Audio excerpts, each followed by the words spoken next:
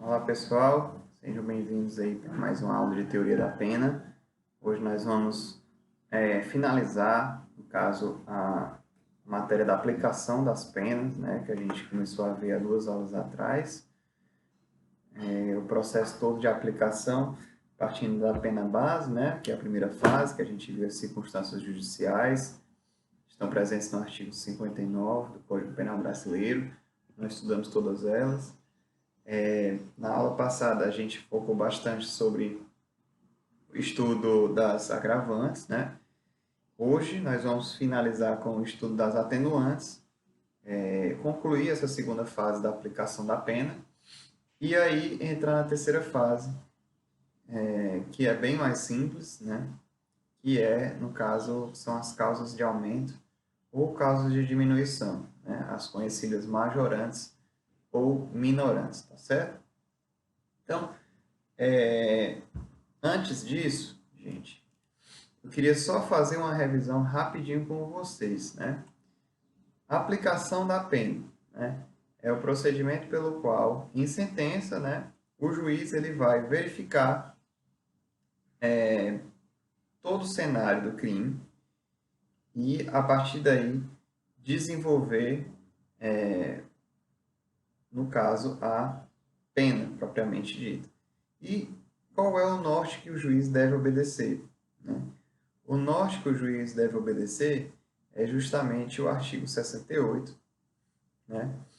O artigo 59, o artigo 61, o artigo 62, o artigo 65 e as demais causas de aumento e de diminuição espaçadas pelo Código. O que foi que eu disse? Acabei de dizer. Bom, artigo 68 fala sobre o cálculo da pena, né? A pena será fixada atendendo-se ao critério do artigo 59 desse código, né? Esse é o caminho. Em seguida, ainda no artigo 68, serão consideradas as circunstâncias agravantes e atenuantes, segunda fase. Por último, as causas de diminuição ou de aumento.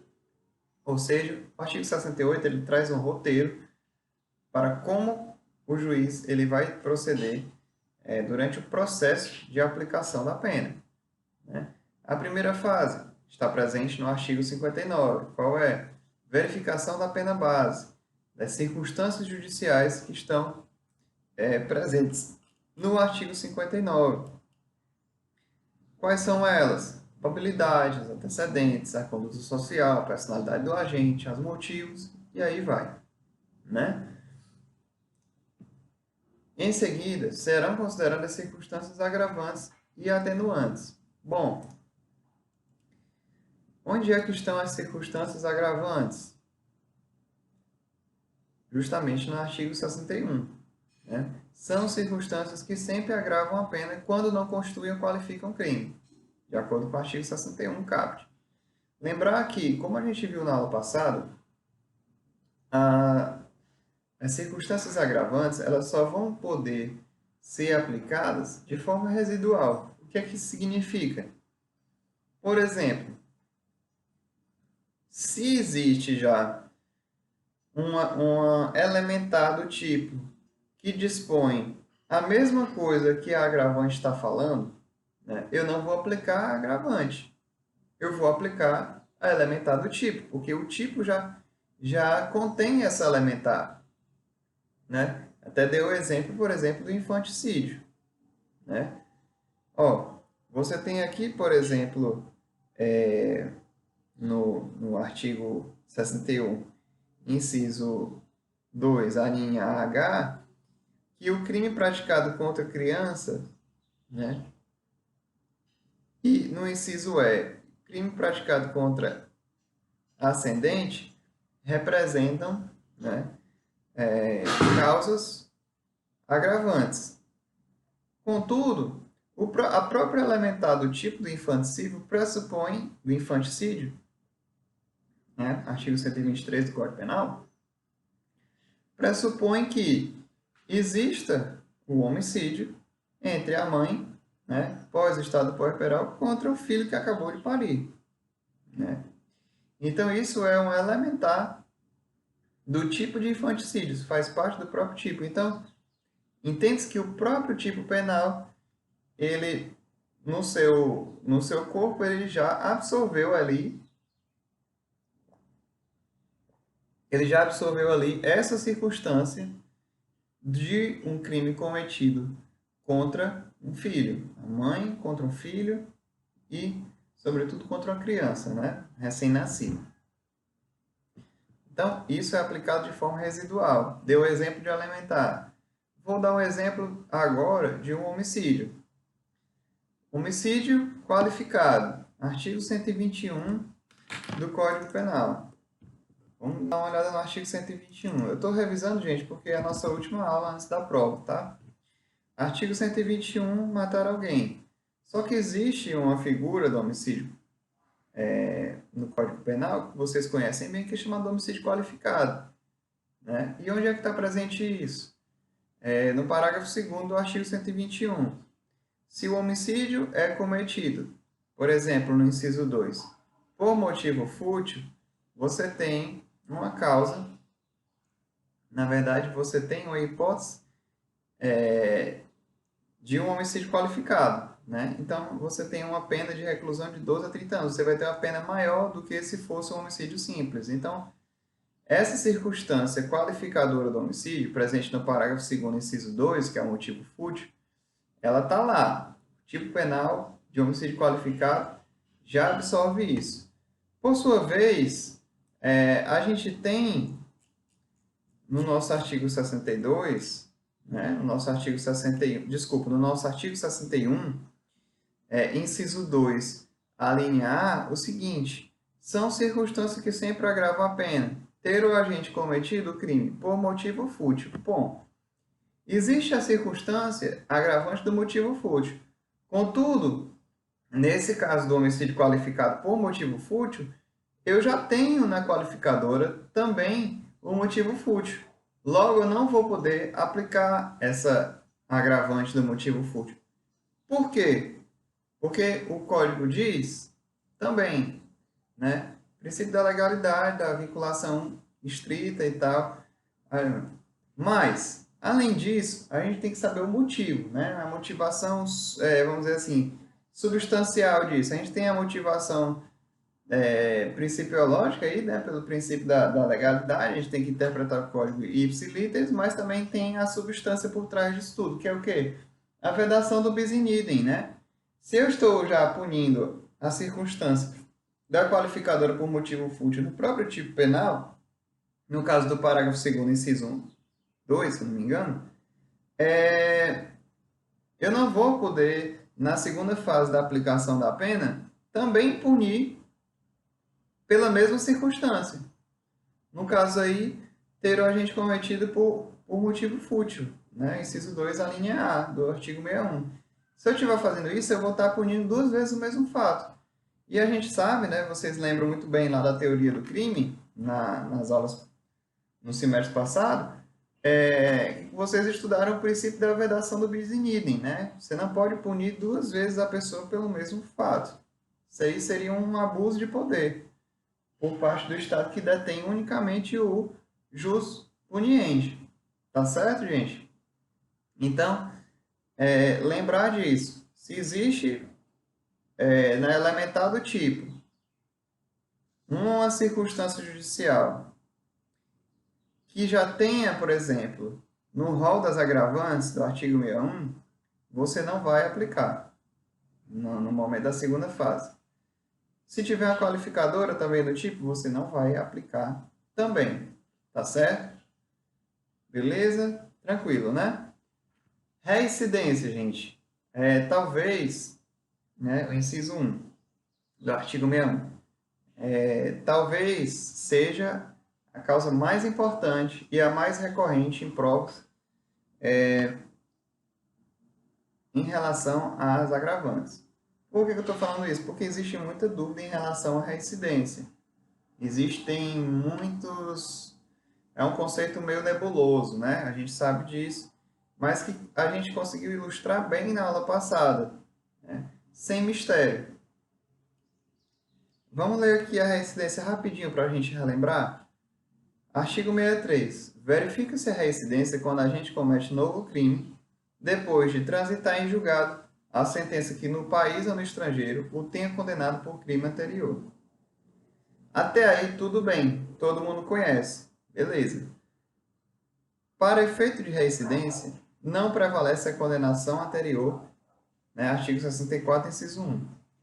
Para efeito de reincidência, não prevalece a condenação anterior, se entre a data do cumprimento ou extinção da pena e a infração posterior tiver decorrido período superior a 5 anos.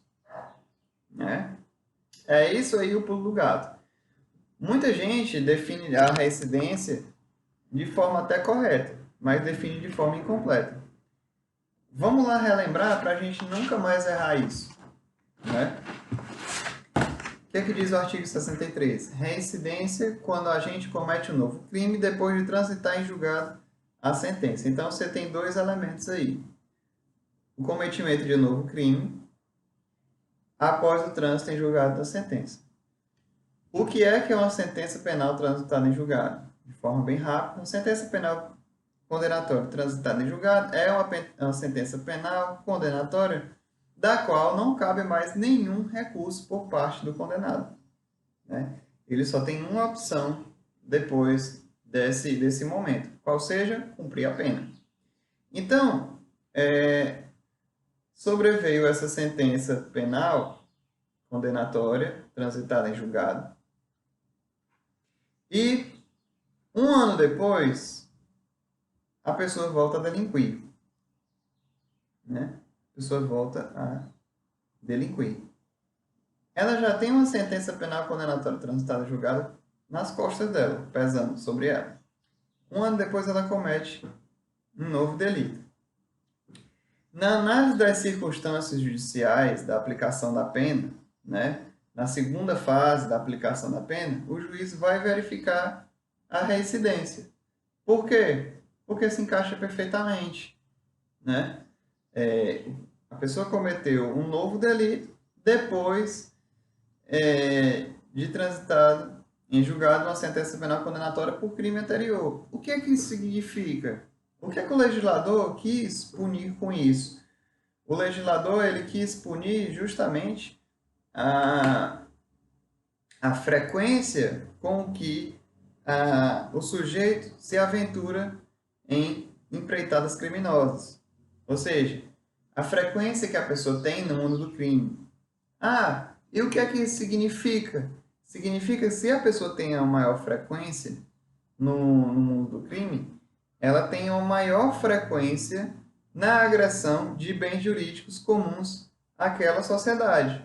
Logo, ele tem que ser punido de uma forma mais exemplar, né? Porque aquela primeira punição parece que não serviu, né? Ou não serviu tanto.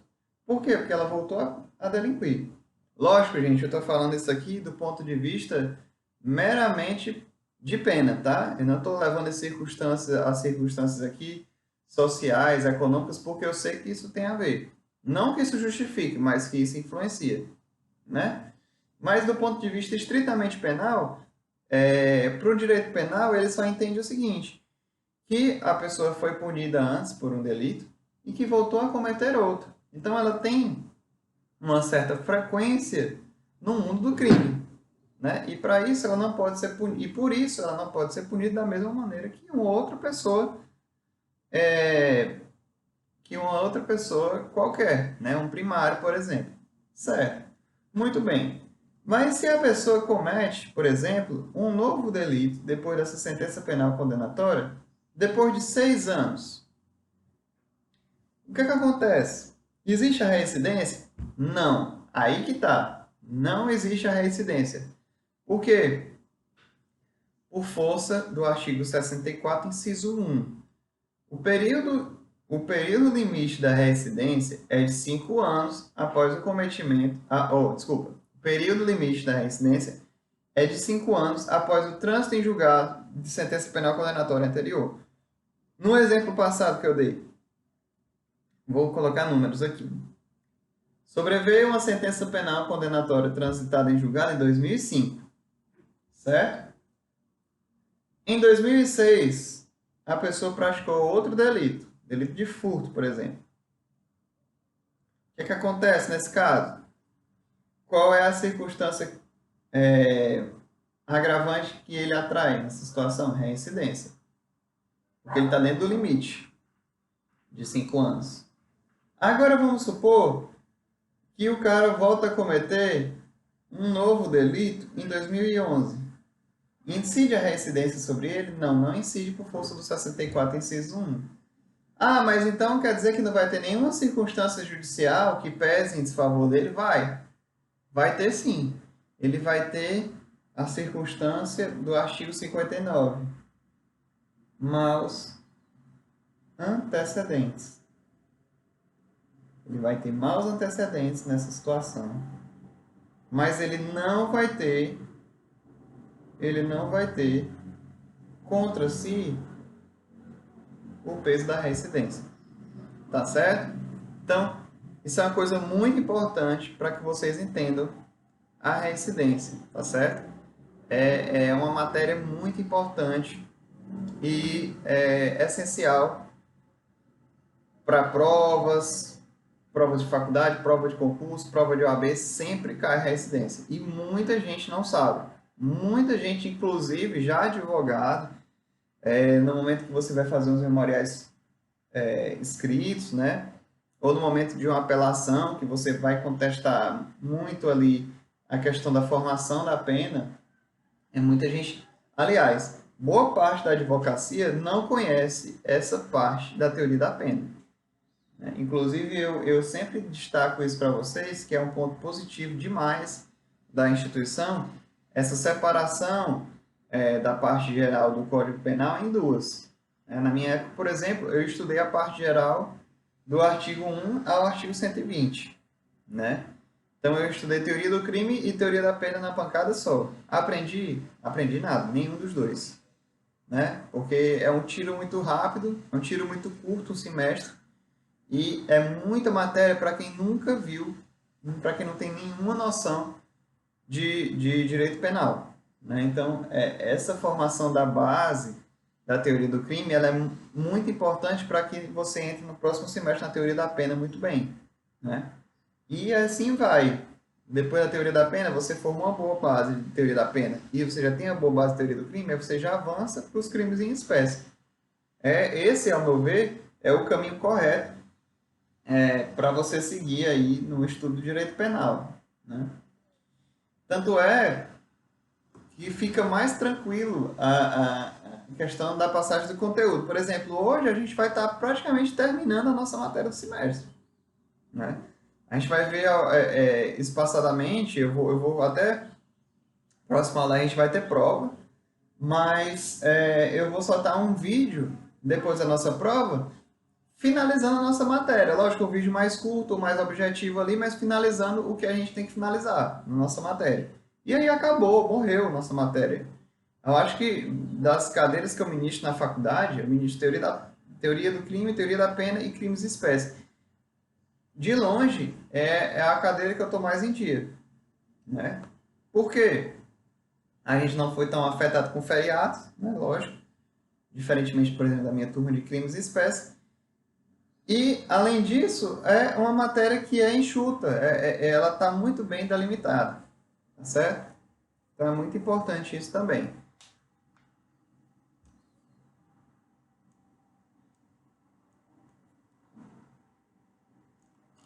Pois bem. Bom, a outra causa a outra causa agravante que a gente tem, né, é no caso do concurso de pessoas, né? O concurso de pessoas também é uma causa agravante, né? Artigo 62. A pena será agravada em relação ao agente que promove ou organiza a cooperação no crime ou dirige a atividade dos demais agentes. Vocês lembram lá atrás que a gente viu, né, o concurso de pessoas? Nas nossas primeiras aulas, a gente viu o concurso de pessoas. Concurso quer dizer concorrência. Pressupõe, você não concorre com você mesmo. Né? Você concorre sempre com outra pessoa. Então, pressupõe uma pluralidade de agentes. Essa pluralidade de agentes, aos olhos do direito penal,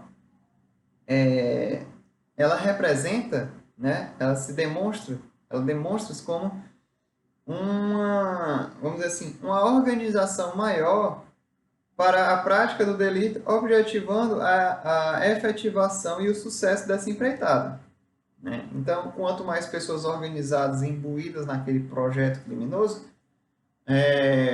mais a gente vai ter, no caso aí, a pena, né? Mais a aplicação da pena mais pesada, no caso aí. Lembrando, gente, que a gente não tem aí o concurso, você não vai poder ter agravante do concurso de pessoas e a associação criminosa, tá certo, gente? Aí não vai poder haver essa situação dessas duas presenças, que você vai ter o bis in idem aí, tá? Inciso 2, coage ou induz outro em execução material do crime. Inciso 3, instiga ou determina a cometer o crime alguém sujeito à sua autoridade ou não punível. É praticamente reproduzindo lá de cima as hipóteses de concurso de pessoas, né? E executa o crime onde ele participa mediante paga ou promessa de recompensa. Certo? Então, nessas hipóteses aí listadas de concurso de pessoas, você vai ter também a incidência de uma espécie agravante. Beleza, gente? Então, feita essa pequena revisão aí, a gente, das agravantes, né, que eu fiz e tal, a gente vai entrar agora no estudo das atenuantes, né? Então, vamos lá. As circunstâncias atenuantes, pessoal, elas estão arroladas no artigo 65 e 66 do Código Penal, né? Vamos lá dar uma lida em cada uma delas. São circunstâncias que sempre atenuam a pena. Ser o agente menor de 21 na data do fato, ou maior de 70 anos na data da sentença, né? Aqui se trata de uma circunstância afeita ao sujeito, à condição do sujeito que praticou o ilícito. Ser o agente menor de 21 anos na data do fato. O que é que isso pressupõe? Pressupõe que a pessoa abaixo de 21 anos, aos olhos do Código Penal, ela não tem uma formação adulta completa, né?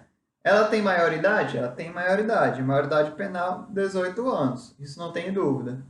Mas entre os 18 e o 21, o Código Penal, ele acredita que a pessoa está numa fase de transição ainda, da vida adolescente para a vida adulta, em que pese ele já ter a maioridade. Então, nessa fase de transição de 3 anos, né, até o limite dos 21 anos, o Código Penal entende que não vai punir da mesma maneira, ou seja, vai punir de forma mais branda, essa pessoa que está passando por essa fase de adaptação e cometeu esse deslize, em relação, por exemplo, a uma pessoa de 25 anos, de 30 anos, que já tem a sua formação de consciência do mundo totalmente formada, aos olhos do direito penal, em tese, né?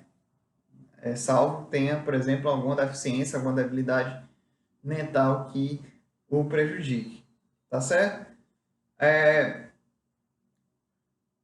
Ou maior de 70 na data da sentença. Imagine, sobreveio uma sentença penal. A pessoa tem 71 anos de idade. Bom, a gente sabe que a gente não sabe o futuro, né? Se você com 25 anos não sabe o que vai acontecer amanhã, não sabe se você vai dormir e acordar vivo, e você tem que ser todo dia grato por toda vez que você acorda e dá uma respirada, né? A primeira respirada do dia, quiçá uma pessoa que tem 70 anos, né? Então, o direito penal entende o seguinte, que, eu entendo a circunstância pessoal do agente, né? E vou respeitar essa condição vamos dizer, de senilidade. É uma pessoa maior de 70 anos, não pode ser tratada igual a uma pessoa de 40 anos. Por quê? Porque a expectativa de vida dela é menor, né? Ela é mais frágil, naturalmente. Você não tem a mesma força de quando você tinha 40 anos. Enfim, o tratamento tem que ser dado de forma diversa, né? É lembrar daquele princípio da igualdade material, lá do direito penal, desculpa, do direito constitucional, do artigo 5º. Você vai tratar os iguais de forma igual e os desiguais de forma desigual na medida de sua desigualdade. Isso não é igualdade, pura e simples, isso é uma igualdade com equidade, né? Você tratar as coisas com equilíbrio, né? Então, você não pode dar o mesmo tratamento a um criminoso que na data da sentença vai contar com 73 anos, de uma pessoa que tem uma expectativa, por exemplo, de 40 anos, tem uma expectativa de toda uma vida pela frente ainda, tá certo? Então, por isso que o Código Penal trata dessa forma diferente. Inciso B.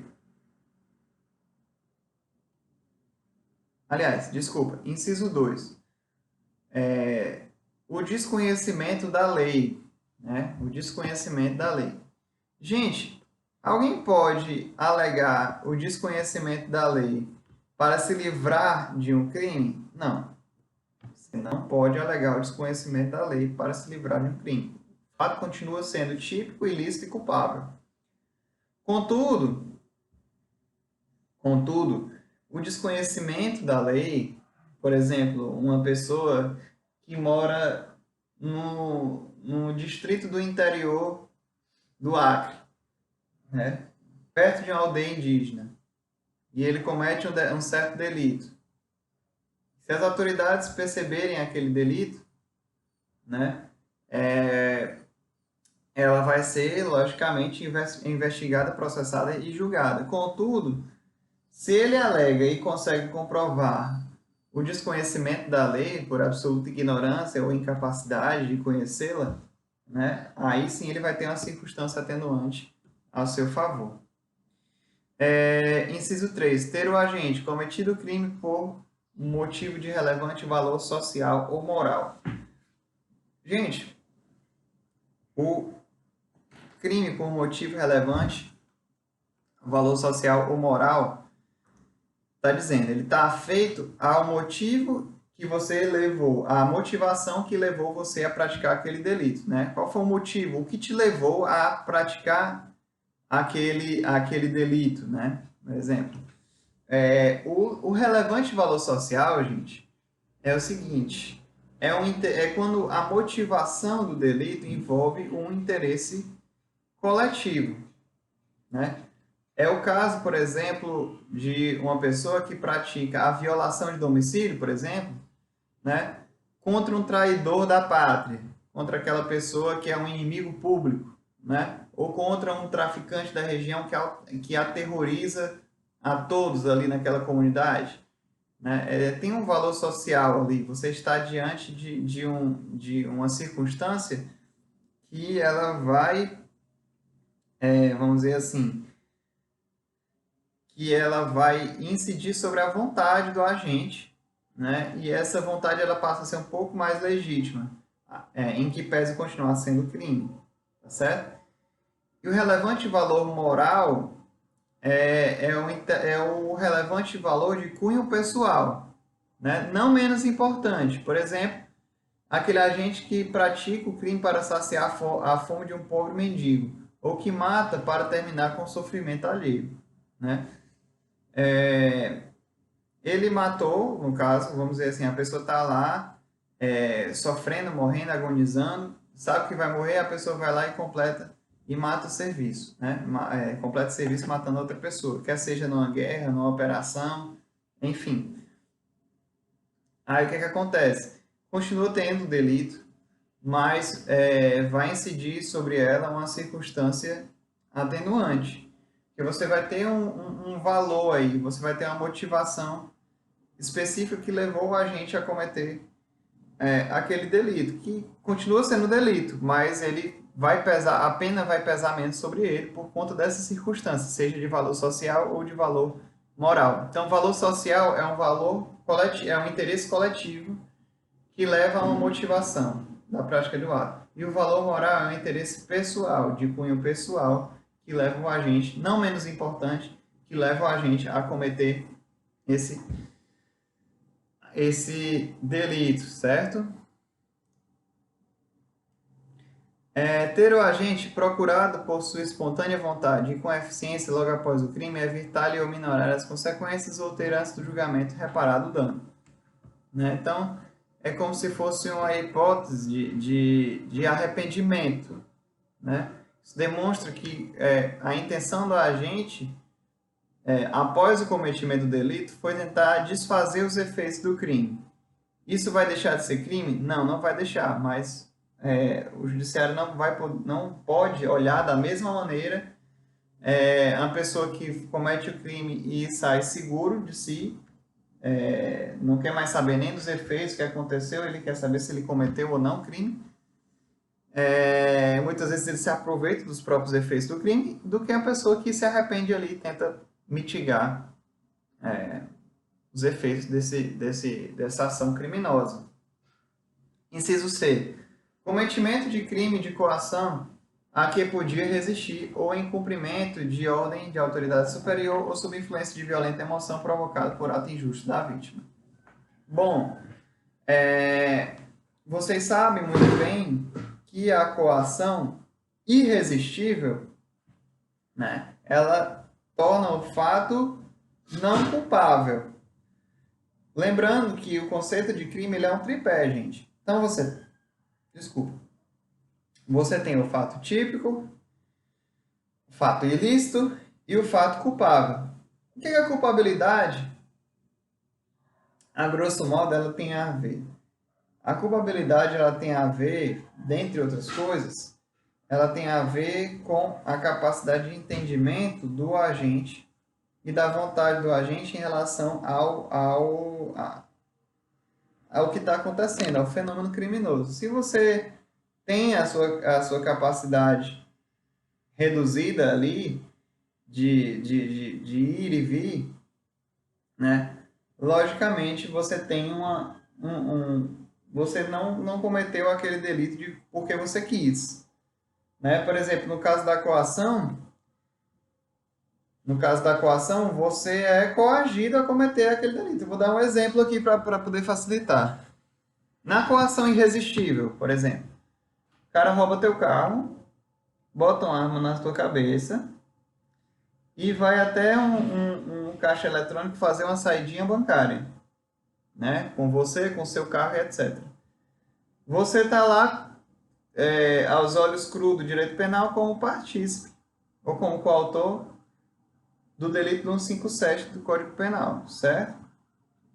Bom, mas você estava lá porque você quis?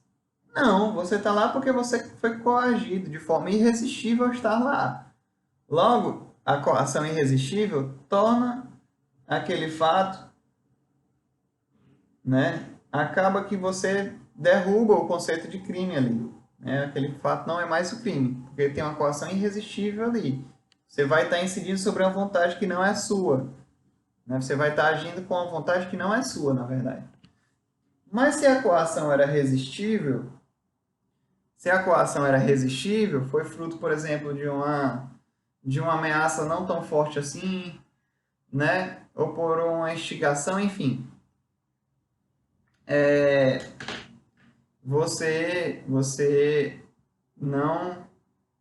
Você não deixa de cometer o crime, mas você vai ter a sua circunstância atenuada, certo? D. Confessado espontaneamente perante a autoridade a autoria do crime. Aí é a confissão, né? A confissão é uma causa atenuante. E denota também o arrependimento da vítima. Que denota também o arrependimento do infrator, certo? Desculpa, gente, é o cansaço já. Então, isso demonstra também, na mesma linha do inciso B, por exemplo, né, daquela pessoa que tenta mitigar os efeitos do crime. Ela tenta contribuir, nesse caso da confissão, com as investigações das autoridades para poder solucionar aquele processo, aquele crime. Né? Então, como prêmio, existe a incidência aí de uma circunstância atenuante, né? Ou seja, pode ser que o juiz olhe para a pena dele e diminua ela, certo? No momento da segunda fase.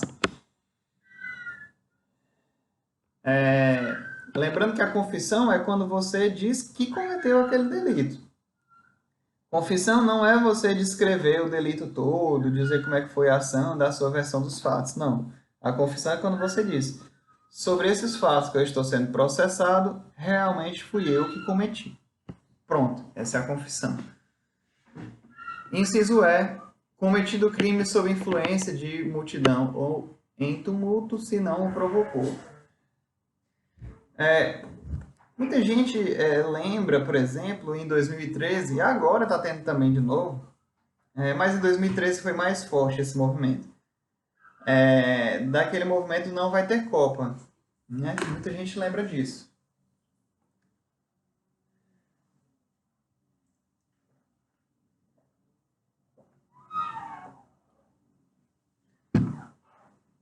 O que aconteceu nesse movimento? Gente, as pessoas se uniram, né, para reivindicar uma série de questões sociais que estavam acontecendo no momento. Começou com os 20 centavos lá de aumento da passagem de ônibus de São Paulo, mas acabou se estendendo por todo o Brasil como um movimento de reivindicação social ampla, sobre N fatores. E até ali, no começo estava pacífico, mas depois esse movimento ele começou a ter um grau de violência maior. E aí começou a surgir alguns grupos destacados dentro desses movimentos, dentre os quais os Black Blocs, né? Os Black Blocs. Alguém lembra? Pronto. Esses Black Blocs, eles tocavam terror na linguagem popular, né? Apedrejavam e tal. Agrediam a polícia, enfim. Saqueavam e tal. O que acontece? Se existe um sujeito lá, um sujeito A, que está no meio dessa manifestação e vê, por exemplo, a pessoa jogar uma pedra na vitrine de uma joalheria e todo mundo corre lá para dentro e existe aquele tumulto, pode ser que aquela pessoa se encoraje com o cometimento do crime. Por quê? Por conta da multidão, né? Ele estava ali movido por a multidão, né? Movido pelaquela energia. Se ele estivesse sozinho, provavelmente ele não ia jogar a pedra na vitrine e muito menos ir lá e roubar uma joia, por exemplo. Mas ele estava ali enxergando naquela oportunidade, né? Envolvido com aquela atmosfera. Ele teve a sua motivação suplementada por aquela multidão, né? E a sua vontade não era nem tão sua assim. Então ele foi lá e cometeu o crime. Dentro dessa circunstância, como a vontade dele não era totalmente dele, mas movida por uma multidão, ele pode ser que tenha sua pena atenuada aí por essa circunstância, tá certo, gente? Então, a gente viu aí todas as circunstâncias atenuantes. Finalizamos todas elas, certo?